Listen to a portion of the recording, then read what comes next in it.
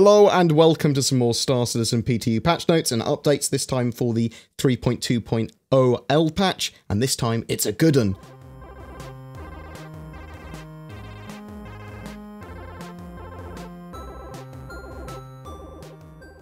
This patch is like night and day compared to the previous PTUK patch. It seems really stable. A load of those server crashes are gone, or at least for me. Performance is good. Mining is actually doable again without symbols all over your HUD. It feels like IFCS and ESP is being tweaked too, though that could just be me learning to fly a little bit better with the new controls that I've set up.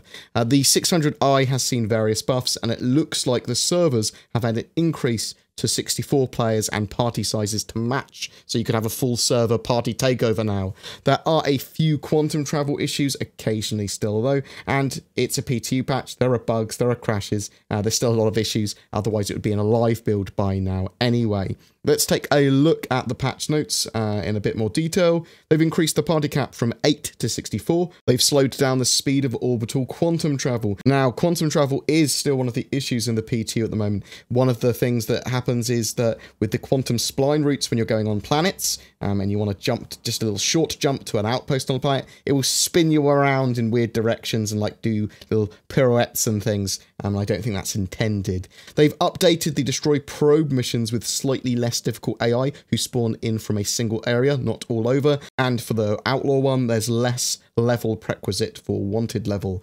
They've updated the comm array screen interactions as well. There's been some 600i changes. They've upgraded the coolers, the shield generator, the turret weapons all to size 3, and they've added armor to the ship. They've improved the linear acceleration and jerk, and slightly increased afterburner speed as well as HP.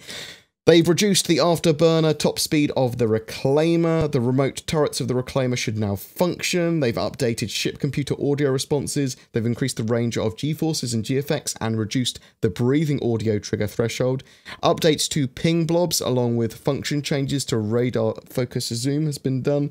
They've corrected the hardpoint size for the Car2Al's shield. The quantum cooldown bar should no longer stay on the UI after cooldown is complete. Quantum travel should no longer be able to be activated while on cooldown. The Aquila should no longer be able to equip the extra missiles available on the Andromeda. The co-pilot of the Urza should now have working exit interaction nodes. Players should no longer be able to travel through the moon when orbital quantum traveling. Scanning should no longer reveal mineable rocks on the other side of the moon. Chat history on the Mobiglass Comlink app should now be retained. Calibration audio should no longer persist on the slave ship when quantum linked. Players should now be able to quantum travel directly to the beacon for escort missions. Mining resource radar and UI locators should now correctly reflect rock locations. However, I have seen some that still spawn the UIs when there are no rocks there. The 600i should now have a radar. The beds should now work on the Avengers. They fixed an issue that caused the cargo grid value of the Avenger Titan to decrease. They fixed an issue where the captain's quarters and the Reclaimer lacked collision in the rear. Laranite should spawn correctly in mineable rocks. Players should no longer be able to linger directly above a landing pad without penalty. Sniper scopes should no longer be attached to the barrels of some weapons that we've seen previously on the FPS weapon side of things in shops. They've corrected the contact UIs. The VMA, the Vehicle Manager app, should no longer show all weapons as available, even those mounted on other ships, and now allows players to select which ships to pull from. They fixed 5 client crashes and 6 server crashes as well. Now, there are still some major known issues with the patch. The blade is missing its weapons. The quantum travel spool indicator is missing from flight HUDs. The calibration UI is missing from the Gladius. Attempting to quantum travel to an obstructed marker will put the drive into a broken state that requires the ship to be claimed and replaced, unfortunately. Escort missions do not progress past the rendezvous stage. If a player is left behind in quantum linking, it can break the system, and the master ship can still send calibration data further than intended. But they have fixed a lot of the previous issues. It's a pretty good patch, actually. Remember, everyone with a game package now has access to test this PTU, but there is a live build coming in the next few days as well, so it might be worth waiting for that. It is a bit buggy, the PTU, so bear that in mind. I'll link details of where to download the PTU if you can't wait for that. But please tell me what you think. Are you happy with the changes that they're making? Are you playing in the PTU? What do you think of the current PTU patches? What do you want them to get sorted with?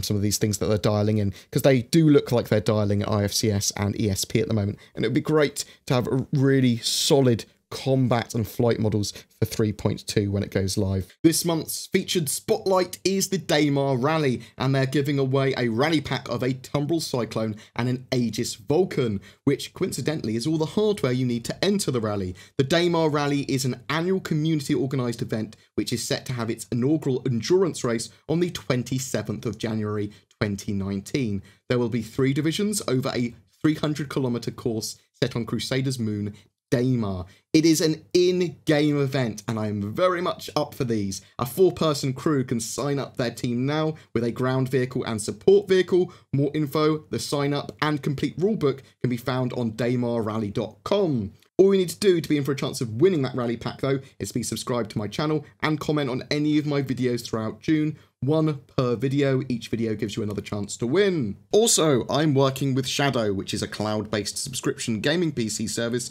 that gives you an alternative to upgrading, but also as a gaming PC anywhere. I'm trying to make the service as Star Citizen friendly as possible, but please check that out again in the description below if you're interested, and using the promo code BoredGamer will give you a discount too if you decide that you like it. Thank you very much for watching. Please don't forget to like and subscribe, as it really does help me, and I'll see you in the verse.